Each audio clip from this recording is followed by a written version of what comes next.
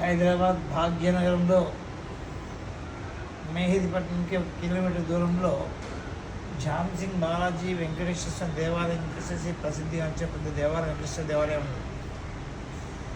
ఈ దేవాలయం క్షత్రియుడు అంటే ఝాన్సింగ్ ఒక అశ్వదళాధిపతి ఈ దేవాలయం నిర్మించారు.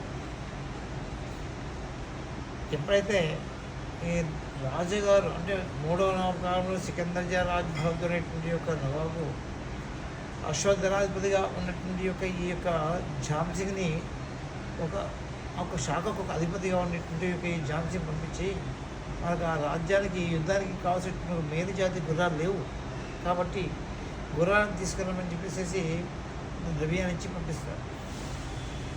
ఝాన్సింగ్ ఈ మార్గంలో వెళుతూ ఒక వృక్షం కింద పడుకుంటాడు, బాగా అలసిపోయిన వాడు కాబట్టి.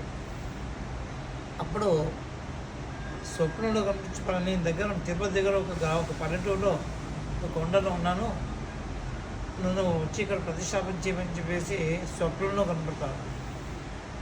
అప్పుడు ఝాన్సింగ్ ఏం చేస్తాడంటే అక్కడికి వెళ్ళేసేసి విగ్రహం తీసుకొచ్చేసేసి ఇక్కడ ప్రతిష్టాపన ఇక్కడ స్థలాన్ని ఏర్పాటు చేసి ఇక్కడ విగ్రహ ప్రతిష్టా కార్యక్రమానికి సన్నాహాలు చేస్తుండగా అప్పుడు 3వ నవాబు అంటే సికందర్జా రాజ్ బహదూర్ని వాళ్ళకు వంశీ రాజుగారు అంటే క్షత్రియ అప్పుడు ఏం చేశారంటే ఇక్కడ దేవాలయం ప్రతిష్టా కార్యక్రమంలో ఉన్నది కాబట్టి చూద్దామని చెప్పేసి వెళ్ళి చూడడం జరిగింది. అప్పుడు ఆ సమయంలో ఎవరున్నారయ్యా అంటే ఝాన్సింగ్ అని ఈ యొక్క దేవాలయం కట్టించారు.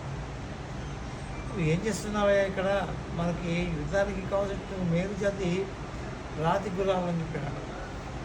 అంటే స్వామి మనకు ఉన్నాయి కదా రాతి గుర్రాలు, అప్పుడే పంపించాము, అక్కడ ఉన్నాయి చూడండి ఏం చేశాను. అప్పుడు రాజుగారు ఏం చేశారంటే అప్పుడు బట్టకు పిలిపించేసి మరణదండాలు విధిస్తాడు. సరే రాజుగారి యొక్క ఆజ్ఞానుసారంగా మరణదండం ఎప్పుడైతే విధించేందుకు ఒక మత సామరస్యం కొరకు ఒక మసీదు కట్టారు. ఆ దేవాలయం మనకు దేవాలయం సర్వే నెంబరే ఆ మసీదు. ఇక్కడ ఈ దేవాలయం నిర్మించిన తర్వాత అప్పుడు ఆ యొక్క ప్రతిష్టాపన చేసి క్షత్రియ వంశంలో ఈ యొక్క దేవాలయం కట్టించారు కాబట్టి రాజుగా ఆ స్వామివారికి మీసాలు ఉన్నాయి, తర్వాత ఆ నాలుగు చాకు ఉన్నది.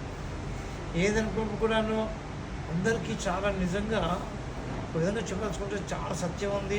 ఏదనుకున్నా మనసులో కోరిక నెరవేరుతాయని చెప్పేసి చిలుకూరు బాలాజీ టెంపుల్ ఎలాగో అక్కడ సౌందర్యజాలు కూడా మొన్నటి వరకు ఆయన చెప్తారు, మీరు ఇక్కడ రాకండి, అక్కడ ఝాన్సింగ్ దేవాలయం ఉంది, అది కూడా ఈ దేవాలయమే కాబట్టి అక్కడికి వెళ్ళేసి అక్కడ ప్రదక్షిణ చేసుకొని చెప్పారు.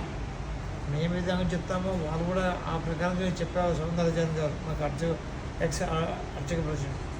కాబట్టి ఏదనుకున్నా అవుతుంది, మనసులో నమ్మకం అనేది ఉండాలి. మంచిగా ఈ భాగ్యనగరంలో ఈ దేవాలయం గడిచిన 650 సంవత్సరాలు.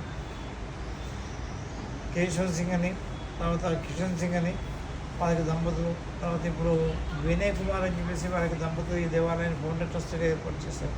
కమిటీ లేదు కాబట్టి తిరుపతి దేవస్థానంలో ఆగమానుసారంగా ఏ ప్రకారంగా అయితే ఉత్సవాలు జరుగుతాయో వైశాఖ బహుళ పాడ్యం నుంచి సప్తమి వరకు కూడా ఇక్కడ వార్షిక బ్రహ్మోత్సవాలు జరుగుతాయి.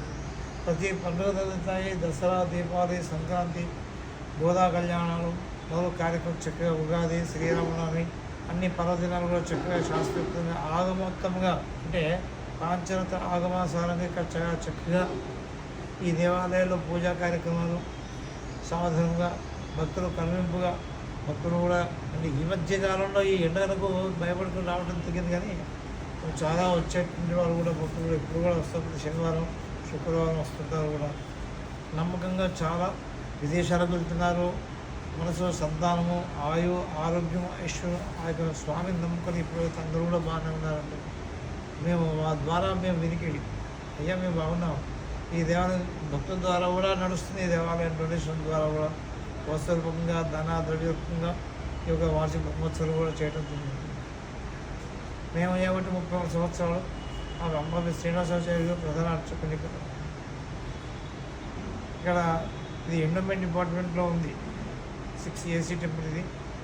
మా యువ గారు సుదర్శన గారు, తర్వాత మా ఫౌండర్ ట్రస్ట్ వినయ్ కుమార్ సింగ్, హర్షద దంపతులచే ఈ దేవాలయాన్ని దేవస్థాన సిబ్బంది భక్తులకు సహకరించే దేవాలయాన్ని నిత్య కార్యక్రమం కూడా ధూపదీప నైవేద్యం ఏ కోటి లేకుండా జరగడం జరుగుతుంది. జయ సింహనారాయణ. జయ జయ సింహనారాయణ.